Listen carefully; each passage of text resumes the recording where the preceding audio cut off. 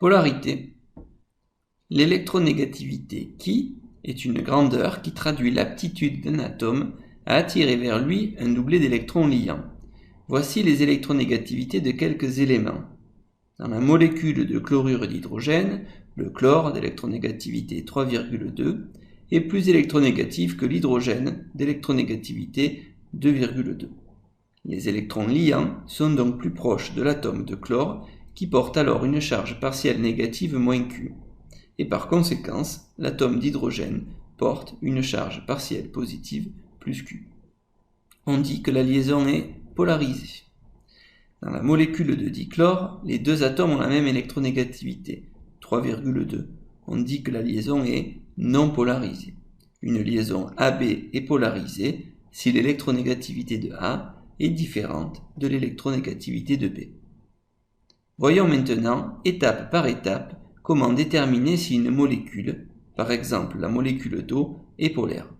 Étape 1, il faut écrire le schéma de Lewis de la molécule. Pour cela, nous vous renvoyons à la vidéo de cours « Schéma de Lewis ». Étape 2, ensuite, il faut déterminer la géométrie de la molécule. Rappelons rapidement la méthode qui est détaillée dans la vidéo de cours « Géométrie des molécules ». L'atome d'oxygène central est entouré de 2 doublets liants et de 2 doublets non liants. Ces 4 doublets vont se disposer comme 4 ballons que l'on attacherait ensemble. Si on se focalise sur les liaisons covalentes, on observe une géométrie coudée. Étape 3. Repérer les liaisons polarisées. L'atome d'oxygène, avec une électronégativité de 3,4, est plus électronégatif que les atomes d'hydrogène qui ont une électronégativité de 2,2. Les liaisons OH sont donc polarisées. Chaque atome d'hydrogène porte une charge partielle positive plus Q et l'atome d'oxygène une charge partielle négative moins 2Q. Étape 4. Conclure. Les charges partielles positives sont situées sur les atomes d'hydrogène. La position moyenne G+ des charges partielles positives est donc située au milieu du segment HH. La seule charge partielle négative est située sur l'atome d'oxygène. La position moyenne G- des charges partielles négatives est donc située, elle aussi, sur l'atome d'oxygène. Une molécule est polaire si les positions moyennes G+ et G- ne sont pas confondues. La molécule d'eau est donc polaire. Une molécule non polaire est appelée molécule apolaire. C'est le cas de la molécule de dioxyde de carbone CO2 de géométrie linéaire. En suivant la même méthode que précédemment, on peut dire que les atomes d'oxygène portent chacun une charge partielle négative moins Q et que l'atome de carbone porte une charge partielle positive plus de Q. La position moyenne G- des charges partielles négatives est située au milieu du segment OO, soit au niveau de l'atome de carbone. La position moyenne G+ des charges partielles positives est elle aussi située sur l'atome de carbone. Les positions moyennes G+ et G- sont confondues. La molécule de dioxyde de carbone est donc une molécule apolaire. Réalisons un petit test de 3 questions. Mettez en pause lorsque le symbole suivant s'affiche pour prendre le temps de répondre. Question 1. Choisir là où les bonnes réponses. Un atome très électronégatif a tendance à avoir une charge partielle positive plus Q. Une molécule possédant des liaisons polarisées est forcément polaire. Une molécule est polaire si la position moyenne des charges partielles positives G+ et négatives G- ne sont pas confondues. L'affirmation A est fausse, car un atome électronégatif a tendance à attirer à lui les électrons liants, donc il porte plutôt une charge partielle négative moins Q.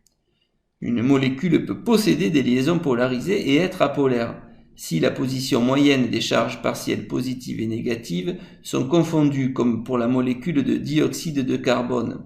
L'affirmation B est donc fausse. Enfin, l'affirmation C est quant à elle juste, car c'est la définition d'une molécule polaire. Question 2. Choisir la bonne réponse. Soit les molécules de borane BH3 et d'ammoniac NH3 Les deux molécules sont polaires. Le borane est polaire et l'ammoniac est apolaire. L'ammoniac est polaire et le borane est apolaire. L'hydrogène est plus électronégatif que le bore. Les liaisons BH sont donc polarisées. Chaque atome d'hydrogène porte une charge partielle moins Q et le bore porte une charge partielle plus 3Q. La position moyenne des charges partielles négatives G- se trouve au centre de gravité du triangle formé par les trois hydrogènes, soit au niveau de l'atome de bore. La position moyenne des charges partielles positives G+, se trouve elle aussi au niveau de l'atome de bore. G+ et G- sont confondus, la molécule de borane est donc apolaire. L'azote est plus électronégatif que l'hydrogène. Les liaisons de la molécule d'ammoniac sont donc elles aussi polarisées, mais cette fois chaque atome d'hydrogène porte une charge partielle positive plus Q et l'atome d'azote une charge partielle négative moins 3Q.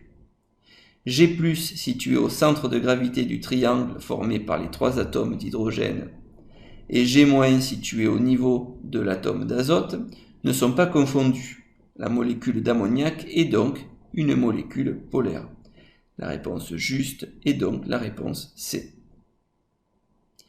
Question 3. Choisir là où les bonnes réponses. La molécule de dioxyde de soufre SO2, dont le schéma de Lewis est donné ci-dessous, possède des liaisons polarisées, et polaires et apolaires. L'oxygène étant plus électronégatif que le soufre, les liaisons SO sont polarisées. Les atomes d'oxygène portent chacun une charge partielle négative moins Q et l'atome de soufre une charge partielle positive plus de Q. La réponse A est donc juste. L'atome de soufre est entouré de deux doubles liaisons et de un doublet non liant. La géométrie de la molécule est donc coudée. La position moyenne G- des charges partielles négatives est située au centre du segment OO. La position moyenne G+ des charges partielles positives est quant à elle située au niveau de l'atome de soufre. G+ et G- ne sont pas confondus, la molécule de dioxyde de soufre est donc polaire. La réponse B est juste.